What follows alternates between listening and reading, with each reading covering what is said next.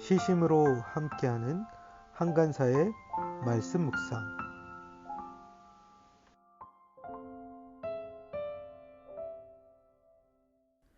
잠언 28장 1절에서 18절 말씀. 악인은 뒤쫓는 사람이 없어도 달아나지만 의인은 사자처럼 담대하다. 나라의 반역이 일면 통치자가 자주 바뀌지만 슬기와 지식이 있는 사람이 다스리면 그 나라가 오래간다. 가난한 사람을 억압하는 가난한 사람은 먹거리를 남김없이 쓸어버리는 폭우와 같다. 율법을 버린 사람은 악인을 찬양하지만 율법을 지키는 사람은 악인에게 대항한다. 악한 사람은 공의를 깨닫지 못하나 주님을 찾는 사람은 모든 것을 깨닫는다. 부유하나 구부러진 길을 가는 사람보다는 가난해도 흠없이 사는 사람이 낫다. 슬기로운 아들은 율법을 지키지만 먹기를 탐하는 사람들과 어울리는 아들은 아버지에게 욕을 돌린다. 높은 이자로 재산을 늘리는 것은 마침내 가난한 사람들에게 은혜로 베풀어질 재산을 쌓아두는 것이다. 귀를 돌리고 율법을 듣지 않으면 그의 기도마저도 역겹게 된다. 정직한 사람을 나쁜 길로 유인하는 사람은 자기가 판 함정에 빠지지만 흠없이 사는 사람은 복을 받는다. 부자가 자기 보기에는 지혜롭지만 가난하나 슬기로운 사람은 그 사람의 속을 꿰뚫어 본다. 정직한 사람이 이기면 많은 사람이 축하하지만 악인이 일어나면 사람들이 숨는다. 자기의 죄를 숨기는 사람은 잘 되지 못하지만 죄를 자백하고 그것을 끊어버리는 사람은 불쌍히 여김을 받는다. 늘 두려워하는 마음으로 사는 사람은 복을 받지만 마음이 완고한 사람은 재앙에 빠진다. 가난한 백성을 억누르는 악한 통치자는 울부짖는 사자요 굶주린 곰이다. 슬기가 모자라는 통치자는 억압만을 일삼지만 부정한 이득을 미워하는 통치자는 오래도록 살 것이다. 사람을 죽인 사람은 함정으로 달려가는 것이니 아무도 그를 막지 말아야 한다. 흠없이 사는 사람은 구원을 받을 것이지만 그릇된 길을 따라가는 사람은 언젠가는 한번 넘어지고야 만다. 2020년 7월 24일 금요일 말씀 묵상 시작하도록 하겠습니다. 오늘 본문은 잠언 28장 1절에서 18절 말씀입니다. 오늘 말씀은 여러 가지 대조를 계속 보여줍니다. 악한 사람과 의로운 사람의 대조, 지혜로운 사람과 어리석은 사람의 대조, 그리고 하나님을 경외하는 자들과 자신의 힘을 의지하는 자들의 대조의 여러 모습들을 보여줍니다. 그러면서 그들의 차이들이 어떻게 나타나는지, 하나님의 말씀을 대하는 태도, 그리고 하나님을 경외하는 그 사람들의 태도들, 특별히 가난한 자들에 대한 태도들의 모습들 속에서 악인과 의인, 그리고 슬기로운 자와 어리석은 자의 차이들을 보여주는데요. 우리 말씀 속에서 또 우리의 모습들을 살피며 하나님의 세미한 음성에 귀 기울인 시간 되기를 원합니다. 1절입니다. 악인은 뒤쫓는 사람이 없어도 달아나지만 의인은 사자처럼 담대하다 말씀하고 있습니다. 오늘 말씀 속에서는 악인과 의인의 차이를 보여주죠. 악인은 늘 두려움 가운데 살아가면서 자신을 쫓아오는 사람이 없지만 두려워 도망가는 반면에 의인은 사자처럼 담대하며 용감하게 행동하는 모습을 보여줍니다. 그래서 의인에게는 거리낄 것이 없는 모습들을 살펴볼 수 있습니다. 2절 말씀입니다. 나라에 반역이 일어나면 통치자가 자주 바뀌지만 슬기와 지식이 있는 사람이 다스리면 그 나라가 오래간다 말씀하고 있습니다. 그래서는 슬기와 지식이 있는 통치자의 모습을 보여주는데요. 그 나라의 통치자가 어떤 사람인가에 따라 그 나라가 얼마나 갈지가 결정되는 모습을 볼 수 있습니다.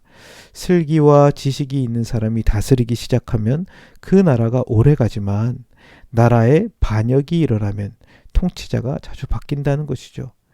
그 나라에 반역이 일어난다는 것을 개역성경에서는 죄가 있으면, 즉 모반을 꾀하는 자들이 있다면 통치자가 자주 바뀌게 된다는 것입니다. 그래서 통치자가 어떤 사람이냐가 그 나라가 어떤 모습으로 나아가게 되는지 영향을 미치게 되는 것이겠죠. 3절 말씀입니다. 가난한 사람을 억압하는 가난한 사람은 먹거리를 남김없이 쓸어버리는 폭우와 같다 말씀하고 있습니다. 가난한 자를 억압하는 가난한 자들의 모습을 묘사하고 있습니다. 그들은 더욱 잔인하게 가난한 자들의 모든 곡식을 빼앗아가는, 먹을 것을 남김없이 쓸어버리는 폭우에 비유합니다. 가난하다고 착하거나 부자라고 나쁜 것이 아니라 가난한 자들을 대하는 태도가 어떠한가가 그가 의로운 자인지 악한 자인지를 볼 수 있습니다. 가난하지만 또 가난한 사람들의 것들을 빼앗아가는 악한 자들이 있다는 것을 말씀하고 있죠. 4절 말씀입니다. 율법을 버린 사람은 악인을 찬양하지만 율법을 지키는 사람은 악인에게 대항한다 말씀하고 있습니다. 그래서는 율법을 저버린 자와 율법을 지키는 자의 대조를 보여줍니다. 그럼 율법은 하나님의 말씀이죠. 하나님의 말씀을 저버린 사람들은 악을 칭찬하며 그것에 굴복하게 됩니다. 하지만 율법을 지키는 사람은 악에게 굴복하지 않고 오히려 그 악에 대하여 대항하는 모습을 볼 수 있습니다. 그래서 하나님의 말씀을 어떻게 대하느냐가 그가 악을 찬양하느냐, 악에 대항하는 자느냐가 되느냐라는 것이죠. 5절 말씀입니다.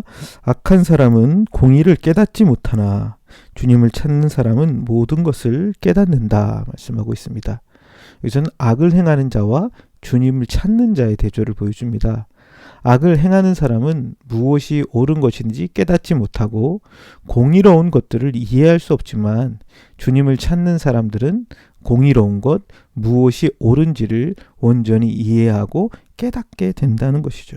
그래서 주님을 찾는 사람, 이 사람이 바로 공의로운 것들을 깨닫고 그것들을 이루어가는 사람이 되겠죠.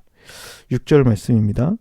부유하나 구부러진 길을 가는 사람보다는 가난해도 흠없이 사는 사람이 낫다 말씀합니다. 여기서는 가난한 자와 부유한 자보다 어떤 길을 가는 자인지가 중요함을 말씀하고 있죠. 가난하지만 흠없이 사는 사람, 여기 ESV 성경에서는 이것을 인테그리티가 있는 사람이라고 얘기합니다. 그런 사람이 있는 반면에 부유하지만 구부러진 길을 가는, 악한 길을 가는 사람이 있다는 거예요. 그래서 가난하지만 흠이 없는 인생을 살아가는 사람들이 부유하지만 악한 길을 가는 사람보다 낫다는 거죠. 그 사람이 가난하냐 부유하냐보다 중요한 것은 그 사람이 어떤 인생의 길을 걸어가고 있느냐가 중요하다는 것입니다. 악한 굽은 길을 가고 있는가, 말씀을 따라 옳은 길을, 흠이 없는 길을 가고 있느냐가 무엇이 중요한지를 나타내 보여준다는 것이죠. 7절 말씀입니다. 슬기로운 아들은 율법을 지키지만 먹기를 탐하는 사람들과 어울리는 아들은 아버지에게 욕을 돌린다 말씀하죠. 여기서는 두 아들의 모습을 보여줍니다. 말씀을 지키는 아들과 그 방탕한 아들의 모습을 보여줍니다. 율법을 지키는 아들은 지혜롭고 슬기로운 아들이지만 음식을 탐하는 사람과 어울리는 아들은 아버지를 욕되게 하며 불명예를 안겨준다는 것입니다. 그래서 음식을 탐하는 자라고 하는 것은 단순히 음식을 좋아하는 것이 아니라 그것을 넘어서 방탕한 삶에 빠져 쾌락을 추구하는 사람들을 가리킵니다. 그러한 사람들과 함께 어울리는 사람, 그런 사람들은 아버지에게 불명예를, 욕을 돌린다라는 것이죠. 8절 말씀입니다. 높은 이자로 재산을 늘리는 것은 마침내 가난한 사람들에게 은혜로 베풀어질 재산을 쌓아두는 것이다 말씀하고 있습니다. 이것은 가난한 자들에게 높은 이자를 받는 자들에 대해서 경고하고 있는데요. 가난한 자들에게 높은 이자를 받아서 재산을 늘리는 사람들은 그 재산이 자기의 것이 아니라 오히려 가난한 자들에게 은혜를 베풀어줄 재산이라는 것입니다. 개역성경에서는 이것을 가난한 사람을 불쌍히 여기는 자들을 위하여 그 재산을 쌓아두는 것일 뿐이다 라고 말하고 있죠. 결국 높은 이자로 자신의 재산을 쌓아두는 사람들은 가난한 자들을 불쌍히 여기는 자들에게 그 재산이 돌아가므로 가난한 자들을 유익하게 할 뿐이다 라는 것이죠. 그래서 높은 이자로 재산을 쌓아두는 것에 대한 어리석음을 이야기하는 것입니다. 귀를 9절입니다. 귀를 돌리고 율법을 듣지 않으면 그의 기도마저도 역겹게 된다 말씀하십니다. 그것은 말씀을 떠난 기도에 대해서 얘기하는데요. 사람이 하나님의 말씀을 듣지 않고 기도할 때 여기서 듣지 않는다는 것은 말씀을 따르지 않는다는 거죠. 그런 사람들은 자신이 원하는 바들만을 구하면서 그 기도가 어떻게 합니까? 역겨운 것이 된다는 거예요. 개역성경에서 이것을 가증한 것, 즉 하나님이 받지 않는 기도가 된다는 것이죠. 자기 욕심으로 구할 때 하나님께서 그 기도를 받지 않으신다는 거예요. 그래서 기도는 늘 하나님의 말씀과 함께 그 말씀을 쫓아가는 것이 필요합니다. 10절 말씀입니다. 정직한 사람을 나쁜 길로 유인하는 사람은 자기가 판 함정에 빠지지만 흠없이 사는 사람은 복을 받는다 말씀합니다. 이것도 악한 길로 유인하는 사람과 흠이 없이 사는 사람의 대조를 보여줍니다. 정직한 사람을 악한 길로 유인하는 사람들은 스스로가 판 그 함정에 빠지게 되지만 흠이 없는 사람은 복을 받게 된다는 것이죠. 여기서 흠이 없는 사람, 개역성경에서 이것을 성실한 사람이라고 말합니다. 하나님의 말씀을 따라 그 말씀에 성실함으로 살아가는 사람이 복된 삶이다 라고 말씀하고 계시는 것이죠. 11절 말씀입니다. 부자가 자기 보기에는 지혜롭지만 가난하나 슬기로운 사람은 그 사람의 속을 꿰뚫어 본다 말씀하고 있습니다. 여기서 어리석은 부자와 슬기로운 가난한 자의 대조를 보여주죠.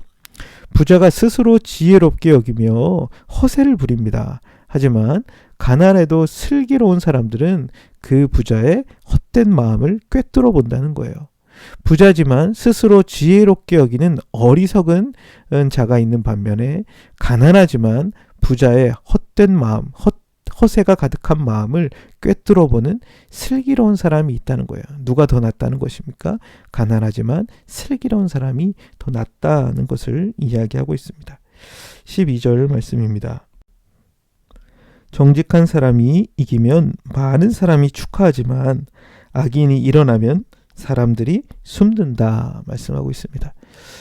이것은 의로운 자와 악한 자가 사회에 어떤 영향을 미치게 되는지에 대해서 얘기하죠. 의로운 자가 힘을 얻게 될 때 모든 사람들이 함께 즐거워하며 그 혜택을 누리지만 악한 사람들이 득세하고 그들이 다스리기 시작할 때 보통 사람들은 위축되고 숨게 되는 것을 말하고 있습니다. 그래서 누가 힘을 갖게 되느냐가 그 공동체와 사회 가운데 좋은 영향을 미치기도 하고 악한 영향을 미치기도 하겠죠. 그래서 정직한 자가 힘을 갖는 것, 그게 중요하겠죠. 13절 말씀입니다. 자기의 죄를 숨기는 사람은 잘 되지 못하지만 죄를 자백하고 그것을 끊어버리는 사람은 불쌍히 여김을 받는다 말씀하고 있습니다. 이것은 우리가 죄에 대하여 어떻게 대처해야 하는지에 대해서 가르쳐 줍니다. 자신의 죄를 숨기려 하는 사람들은 어떻게 돼요? 점점 더 일이 꼬이고 엉망이 되어 갑니다. 하지만 자신의 죄를 고백하고 그 죄를 끊어버리는 사람은 긍휼히 여김을 얻게 된다고 알려주죠. 여러분, 우리는 죄를 숨기려 합니까? 아니면 그 죄를 고백하고 용서를 구하고 끊어내려고 합니까? 죄는 숨길수록 더 우리의 마음에 또아리를 틀고 악한 영향을 끼칩니다. 그러나 그 죄는 드러낼수록 그리고 그 죄에 대하여 돌이킬 때 우리에게 영향력이 사라지게 되는 것이죠. 우리는 죄에 대하여 어떠한 대처를 하는가, 숨기려 하는가, 그것을 드러내고 용서를 구하는가, 이것이 우리의 삶에 죄의 영향력으로부터 우리가 벗어나는 방식을 보여주고 있습니다. 14절입니다. 늘 두려워하는 마음으로 사는 사람은 복을 받지만 마음이 완고한 사람은 재앙에 빠진다 말씀하고 있습니다. 그래서 늘 두려워하는 마음으로 산다는 것은요, 이것은 우리의 마음을 하나님 앞에서 하나님을 경외함으로 살아가는 것을 말씀하고 있습니다. 그러한 사람들은 어떻다고 이야기합니까? 복을 받는다는 것이죠. 반면에 우리의 마음을 완악하게 하여 주님의 뜻을 거스르고 자신의 고집과 아집으로 살아가는 사람들은 재앙을 받는다는 거예요. 하나님을 경외하는 사람은 복을 누리지만 자신의 고집과 생각에 사로잡혀 마음을 완악하게 하는 사람들은 재앙에 빠지게 된다는 것이죠. 여러분 출애굽할 때 그 애굽의 바로 왕의 마음이 어떻습니까? 완악하여 어떻게 보면 그 재앙을 10가지 재앙을 받게 되는 모습들을 보게 되죠. 15절 말씀입니다. 가난한 백성을 억누르는 악한 통치자는 울부짖는 사자요 굶주린 곰이다 라고 말씀하고 있습니다. 저는 가난한 자들을 억누르는 통치자들의 잔인한 모습을 보여줍니다. 가난한 백성을 압제하는 악한 통치자는 울부짖는 사자와 굶주린 곰처럼 잔인하고 포악한 자들이라는 것입니다. 그럼 굶주린 맹수가 얼마나 사납고 포악한지에 빗대어서 가난한 자들을 억누르는 통치자들의 잔인함을 묘사하는 것입니다. 16절입니다. 슬기가 모자라는 통치자는 어감만을 일삼지만 부정한 이익을 미워하는 통치자는 오래도록 살 것이다 말씀하고 있죠. 이것은 어리석은 통치자와 분별력을 가진 통치자의 대조의 모습을 보여주죠. 어리석은 통치자들은 어감만으로 다스리려고 하지만 부정한 이익을 미워하는 통치자들, 곧 분별력을 가진 통치자들은 오래도록 살 것이다. 그들에게 생명이 있을 것이다 말씀하고 있습니다. 그래서 어리석은 통치자와 분별력을 가진 통치자들의 차이가 무엇인지 설명하고 있죠. 17절 말씀입니다. 사람을 죽인 사람은 함정으로 달려가는 것이니 아무도 그를 막지 말아야 한다 말씀하고 있습니다. 이것은 살인에 대한 대가가 얼마나 무서운지에 대해서 얘기하죠. 사람을 죽인 사람이 함정으로 달려갈 때 그 사람이 그곳을 향해 가는 것을 막지 말라고 말합니다. 그것은 사람을 죽인 죄에 대한 대가를 받게 하라는 것입니다. 피 흘림에 대한 대가는 피 흘림으로 지불하라. 그것을 막아서지 말라라는 말씀이죠. 18절 말씀입니다. 흠없이 사는 사람은 구원을 받을 것이지만 그릇된 길을 따라가는 사람은 언젠가는 한번 넘어지고야 만다 말씀하고 있습니다. 이것은 그 인생의 두 가지 길에 대해서 얘기하죠. 곧은 길을 가느냐 굽은 길을 가느냐. 잠언에서는 인생을 길에 대해서 많이 묘사하는데요. 우리의 인생길을 어떻게 걸어가냐에 따라 어떤 사람은 구원을 받지만 어떤 사람은 넘어지게 된다는 것입니다. 곧은 길, 개혁성경에서 이것을 성실히 행하는 자라고 말하고 있는데요. 흠없이 사는 길을 걷는 자들은 인생의 어려움 속에서도 구원을 경험하지만 굽은 길, 그릇된 길을 따라가는 사람은 반드시 넘어지며 그것을 극복하지 못할 어려움에 처하게 된다는 것들을 말씀해주고 있습니다.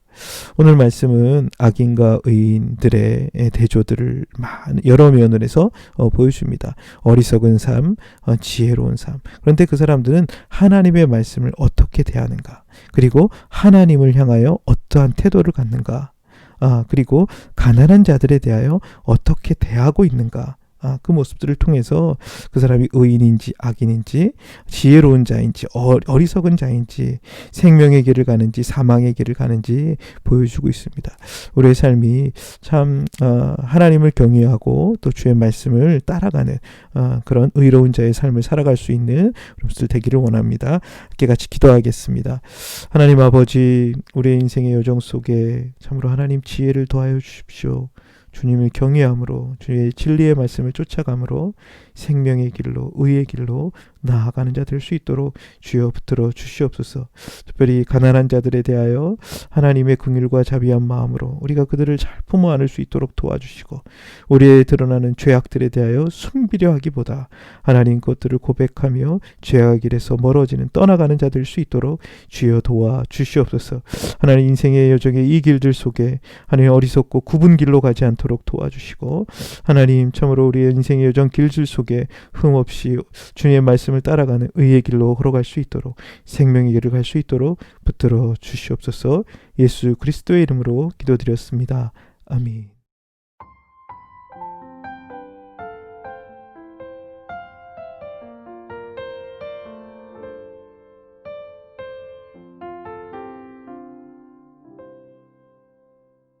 좋아요, 구독 꾹꾹 눌러주세요.